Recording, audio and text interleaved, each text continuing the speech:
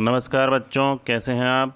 अपन ने अब तक जो लाइव क्लास पढ़ी थी ठोस अवस्था केमिस्ट्री 12th की, इस ठोस अवस्था के आज अपन अब चांस है आपका इम्पोर्टेंट क्वेश्चन करने का। तो बहुत ही इंपॉर्टेंट प्रश्न है बच्चों, ये जो बोर्ड एग्ज़ाम में पूछे जाते हैं, बोर्ड एग्ज़ाम में पूछे जाने वाले सभी अति महत्वपूर्ण प्रश्नों का कलेक्शन किया गया है।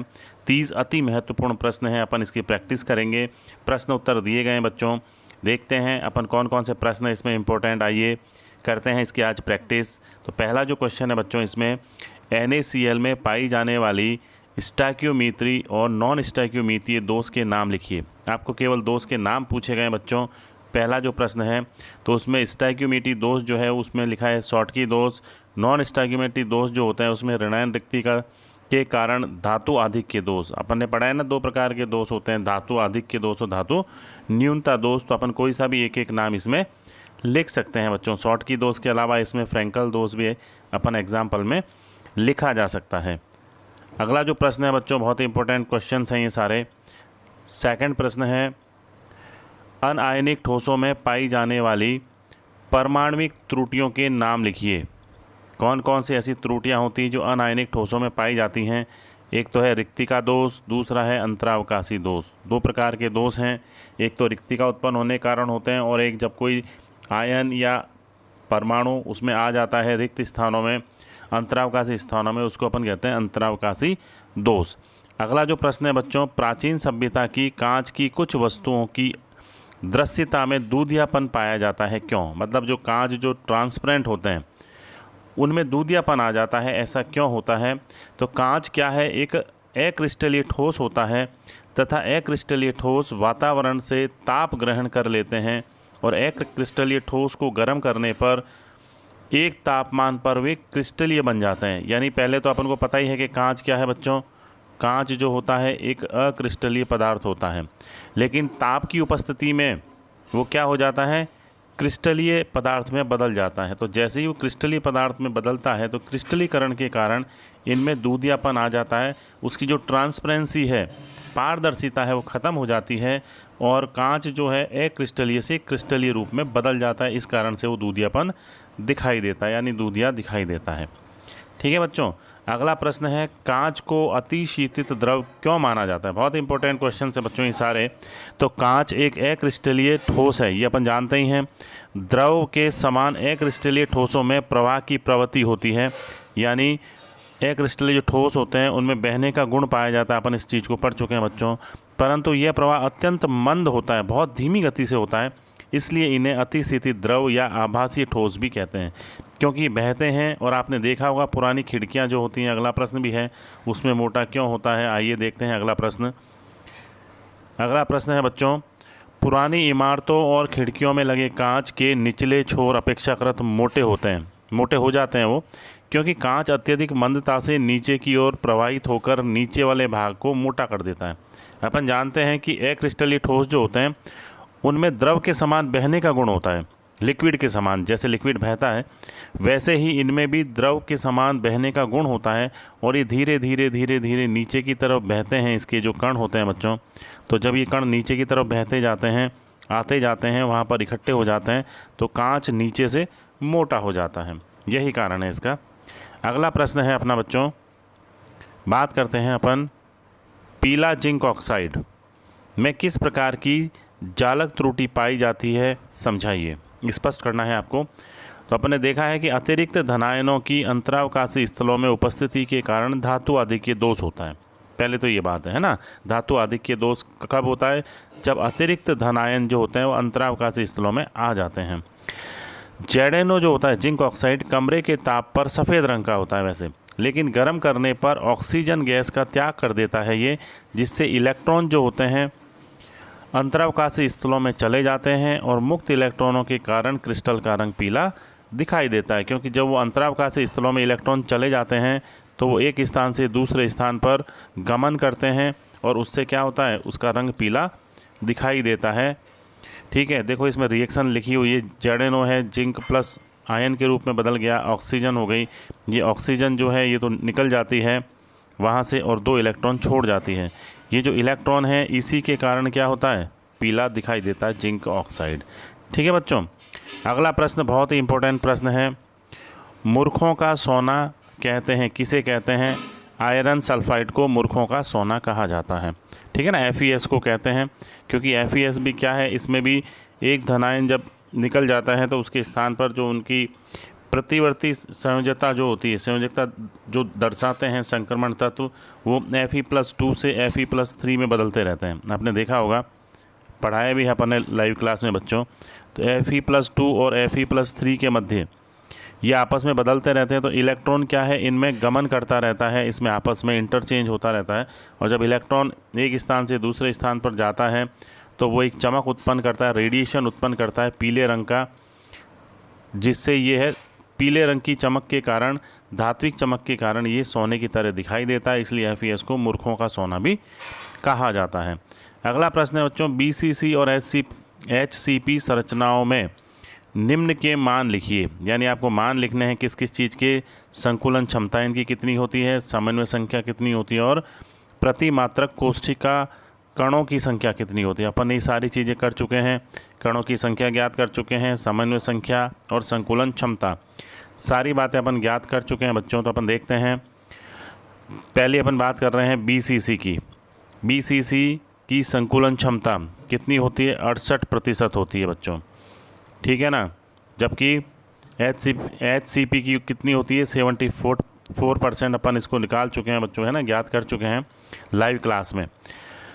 सेकंड बात पूछी है, समन्वय संख्या BCC की होती है 8, HCP की होती है 12। 8 का मतलब हो गया कि इसमें एक परमाणु, अणु या आयन जो होता है अपने आसपास 8 परमाणु, आयन या अणु से घिरा रहता है, इसमें 12 से घिरा रहता है, इसलिए इसकी समन्वय संख्या 12 होती है। प्रतिमात्रक कोष्ठिका कणों की संख्या, यानी एक कोष्ठिका में कितने कण होते हैं, कणों का कितना भाग होता है। तो BCC में तो 2 भाग होता है और HCP में 4 भाग होते हैं, ठीक है ना बच्चों। बहुत ही अच्छा प्रश्न है, ये इंपॉर्टेंट क्वेश्चन है। अगला प्रश्न है अपना, अर्धचालक किसे कहते हैं? बैंड सिद्धांत से स्पष्ट कीजिए। जर्मेनियम और सिलिकॉन में संयोजकता बैंड और चालन बैंड में ऊर्जा अंतराल बताइए। तो बच्चों देखो, ये क्वेश्चन जो है इसमें बैंड सिद्धांत के आधार पर बताया है कि वे ठोस जिनमें संयोजकता बैंड और चालन बैंड के मध्य ऊर्जा अंतराल कम होता है। देखो, ये इस तरह से बैंड बताए गए हैं, ये और ये दोनों बैंड हैं। इस बैंड में जब अंतर कम होता है, यानी इनके बीच जब अंतर कम पाया जाता है बच्चों, ये अंतर जो है, ये अंतर जब कम होता है तो क्या होता है, इलेक्ट्रॉन एक दूसरे बैंड में गतिशील रहते हैं, आ जा सकते हैं, ठीक है ना। तथा ताप में वृद्धि करने पर संयोजकता बैंड से इलेक्ट्रॉन चालक बैंड में चले जाते हैं। ये तो है संयोजकता बैंड, ये है चालन बैंड। तो इलेक्ट्रॉन क्या है, यहाँ से यहाँ मूवमेंट करते रहते हैं, जिससे चालकता में वृद्धि होती है और अर्धचालक कहलाते हैं। जर्मेनियम में वर्जित क्षेत्र होता है 68 किलोजूल प्रति मोल, मतलब ये जो अंतर है, और सिलिकॉन में वर्जित क्षेत्र, जर्मेनियम का तो इतना बताया है, सिलिकॉन में होता है 106 किलोजूल प्रति मोल। दोनों का बताया, मतलब इनमें दोनों में अंतर कितना होता है बैंडों में। ये बैंड सिद्धांत के आधार पर इस प्रकार से समझाया जाता है। ऐसा माना जाता है कि इलेक्ट्रॉन कहाँ होते हैं, सबसे पहले संयोजकता बैंड में होते हैं। जब इनमें अंतर कम होता है तो ये कहाँ चले जाते हैं, ऊपर वाले चालन बैंड में चले जाते हैं। और जब इलेक्ट्रॉन का गमन होता है तो आपको पता ही है कि वो चालकता प्रदर्शित करने लगते हैं, ठीक है बच्चों। अगला प्रश्न देखते हैं, फेरी चुंबकीय पदार्थ का उदाहरण दीजिए। फेरी चुंबकीय अपन ने पढ़ा था लास्ट, अपनी जो लाइव क्लास थी।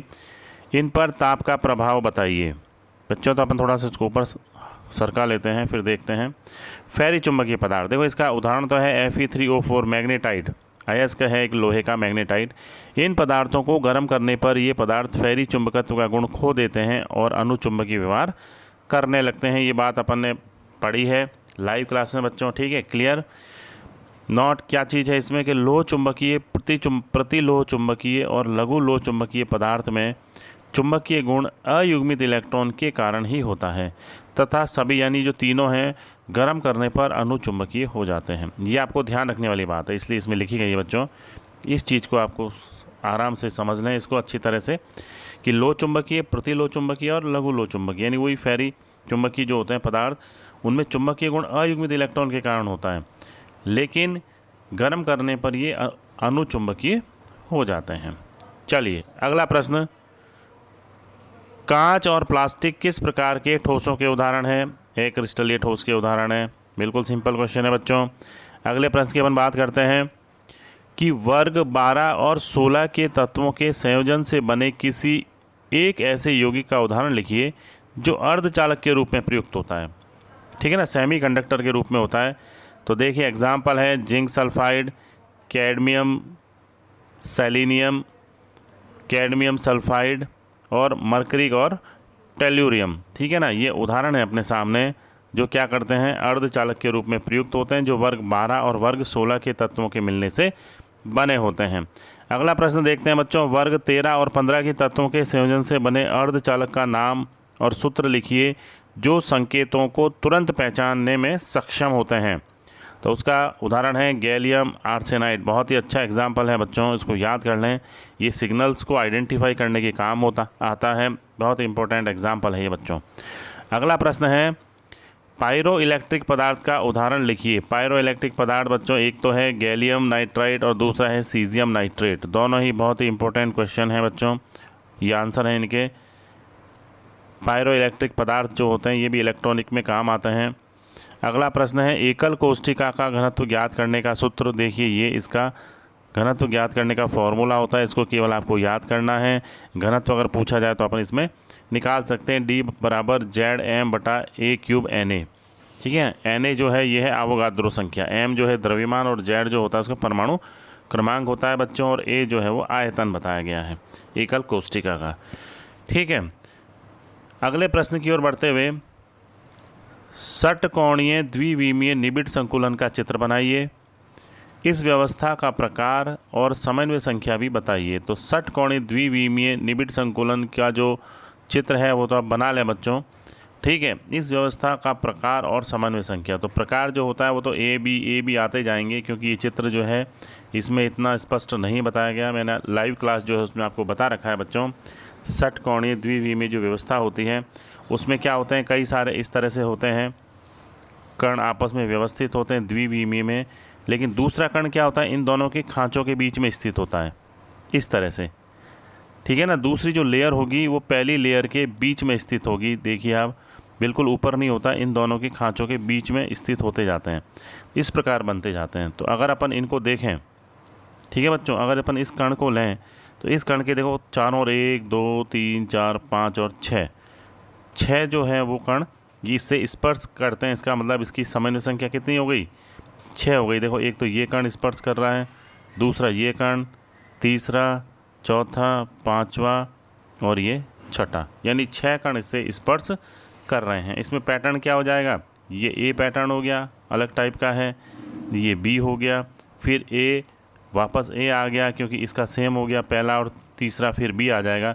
तो इसका बच्चों जो पैटर्न कहलाता है वो क्या कहलाता है, ए बी प्रकार का पैटर्न कहलाता है।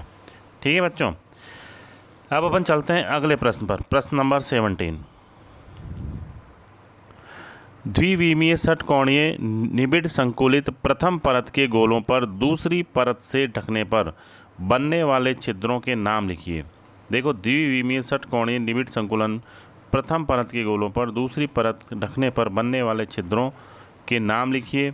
2 प्रकार के छिद्र बनते हैं, चतुष्फलकीय और अष्टफलकीय। इजी प्रश्न है।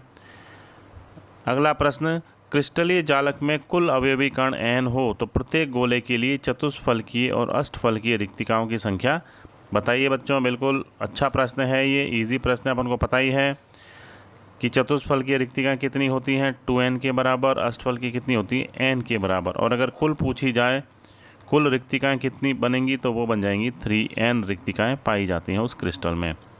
ठीक है, अगला प्रश्न, मैग्नीशियम व जिंक में किस प्रकार का निबिड़ संकुलन पाया जाता है, इन संकुलन की समन्वय संख्या भी बताइए। तो देखो इनकी संकुलन जो पाया जाता है वो तो होता है HCP प्रकार का षटकोणीय निबिड़ संकुलन, हेक्सागोनल क्लोज्ड पैकिंग। ठीक है ना, समन्वय संख्या इसकी कितनी होती है, 12 होती है, यानी एक कण 12 कणों से घिरा होता है। बहुत अच्छा प्रश्न है बच्चों। अगला प्रश्न है, FCC संरचना में तीसरी परत के गोले कौन सी रिक्तियों को ढकते हैं, अष्टफलकीय रिक्तियों को ढकेंगे। FCC की अपन बात कर रहे हैं तो तीसरी परत जब आ जाती है तो बच्चों वो हमेशा मिलकर के अष्टफलकीय रिक्तिका ही बनाती है। दूसरी परत अगर होती तो चतुष्फलकीय, और तीसरी जब आ जाती है तो अष्टफलकीय रिक्तिका बनती है। अगला प्रश्न बहुत ही अच्छा प्रश्न है, षटकोणीय निबिड़ संकुलन में अक्षीय कोण अक्षीय दूरियों को बताइए। तो इसमें अक्षीय कोण जो होंगे बच्चों वो तो क्या होंगे, alpha beta is equal to 90 degree, यानी एल्फा और बीटा 90 डिग्री के बराबर होते हैं, लेकिन गामा 120 डिग्री का होता है। दूरियां जो होती हैं ए और बी तो क्या होती हैं, दोनों समान होती हैं, लेकिन सी इनके बराबर नहीं होती, इनके समान नहीं होती, नॉट इक्वल टू सी। ठीक है। अगला प्रश्न बच्चों, त्रिंताक्ष संकुलन में अक्षीय कोण और अक्षीय दूरियां बताइए। बहुत अच्छे प्रश्न है ये भी। इसमें देखो तीनों ही असमान होती हैं, दूरी ए बी सी तीनों ही असमान, और कोण भी क्या होते हैं, तीनों असमान होते हैं, और तीनों ही 90 डिग्री नहीं होते, यानी तीनों में से एक भी कोण 90 डिग्री का नहीं होगा। अगले प्रश्न को देखते हैं। क्वेश्चन नंबर 23 की बात हो रही है बच्चों। अब यदि क्रिस्टल के लिए अक्षीय दूरियां ए बी सी यानी तीनों ही असमान हैं, A is not equal to B is not equal to C, अक्षीय कोण ए बी सी तीनों समान हैं और तीनों ही 90 डिग्री हैं, तो क्रिस्टल समुदाय कैसा होगा। तो अगर आपको ये पैरामीटर्स याद है बच्चों तो आप इसका आंसर बता सकते हो, विषम लंबाक्ष होगा। ठीक है। ऐसा ही एक प्रश्न अगला, षटकोणीय और त्रिंताक्ष क्रिस्टल में कोई दो अंतर लिखिए। देखिए, देखते हैं अंतर दो आपके सामने लिखे हुए हैं। पहला है कि ए और बी बराबर होते हैं लेकिन सी बराबर नहीं होती षटकोणीय क्रिस्टल में, जबकि त्रिंताक्ष में क्या होते हैं, ए बी सी तीनों ही क्या होते हैं, असमान होते हैं, कोई भी इक्वल नहीं होता। सेकंड क्या है इसमें अंतर, ए और बी इनका जो कोण है, ठीक है ना, कोण की अपन बात कर रहे हैं, ए और बी समान होते हैं और दोनों ही 90 डिग्री के होते हैं, लेकिन गामा 120 डिग्री का होता है। इसमें ए बी यानी एल्फ़ा बीटा और गामा, सॉरी ए बी नहीं एल्फ़ा बीटा है बच्चों, एल्फ़ा और बीटा 90 डिग्री का और गामा 120 का होता है। इसमें एल्फ़ा और बीटा और गामा तीनों ही असमान होते हैं और कोई भी 90 डिग्री का नहीं होता। मात्रक कोष्ठिका पैरामीटर के आधार पर, चलिए अगला प्रश्न है बच्चों, प्रश्न नंबर 25 की अपन बात करते हैं, थोड़ा सा ऊपर छपा हुआ है। मात्रक कोष्ठिका पैरामीटर के आधार पर कितने क्रिस्टल तंत्र संभव हैं। पैरामीटर के आधार पर 7 प्रकार के क्रिस्टल तंत्र पाए जाते हैं। छोटा प्रश्न अगला इंपॉर्टेंट, नेटवर्क ठोस में अवयवी कण और बंध का प्रकार बताइए। अवयवी कण तो होते हैं परमाणु पाए जाएंगे क्योंकि नेटवर्क ठोस है ये। बंध का प्रकार होगा सहसंयोजक बंध, इसमें पाए जाते हैं। अगला प्रश्न बच्चों, क्वेश्चन नंबर 27 की अपन बात कर रहे हैं। धात्विक ठोस में अवयवी कण और बंध का प्रकार बताइए। अवयवी कण तो होंगे धनात्मक धातु अष्टि, जिसको अपन कर्नेल कहते हैं, ठीक है ना बच्चों, पढ़ा था अपन ने लाइव क्लास में। और मुक्त इलेक्ट्रॉन इसमें पाए जाते हैं, कर्नेल और मुक्त इलेक्ट्रॉन होते हैं अवयवी कण जो होते हैं। और बंध का प्रकार होता है धात्विक बंध, इनके मध्य पाए जाते हैं। अगला प्रश्न है बच्चों, नेटवर्क ठोस तथा धात्विक ठोस में कोई दो अंतर लिखिए। अपन को दो अंतर बताने हैं नेटवर्क ठोस और धात्विक ठोस में। पहला अंतर यह है कि नेटवर्क ठोस जो होता है इसमें अवयवी कण तो परमाणु होते हैं, जबकि धात्विक ठोस में अवयवी कण धनात्मक धातु अष्टि यानी कर्नेल तथा मुक्त इलेक्ट्रॉन होते हैं। ठीक है बच्चों, ये चीज़ पाई जाती है।